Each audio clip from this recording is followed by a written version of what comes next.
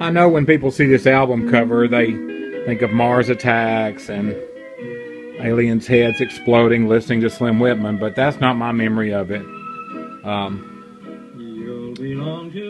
Because in 1979, when my father passed away, I came home from working at the factory. I had moved back home from Nashville, and I was working at a factory. And this was in February. And I'll never forget it because I left for work. I had to be at work at 6:35. But I left my income tax return papers filled out in an envelope for Daddy to mail. I was getting a little bit of money back. And I called him at noon that day.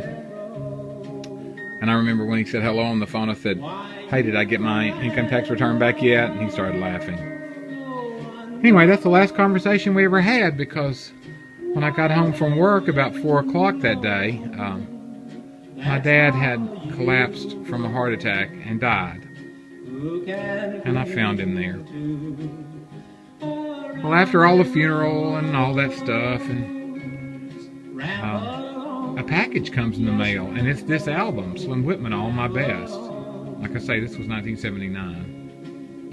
And I didn't know who Slim Whitman was, but Mama told me that Daddy thought he was a good singer, and that he had ordered it, as she said, off the TV. So,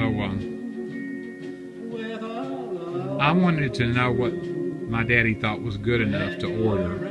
And this was one of his last wishes, I guess. He didn't know it was one of his last wishes, but one of his last wishes was this album. So I started playing it.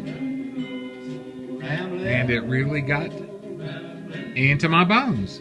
And so I really dig Slim Whitman. I don't dig him because I have a history with him. I have learned that he was very popular, and that he had a song called Rosemary. I think it knocked, the single knocked the Beatles out of the #1 spot in England once. Something like that. But I've liked him since 1978, so that's my experience with Slim Whitman.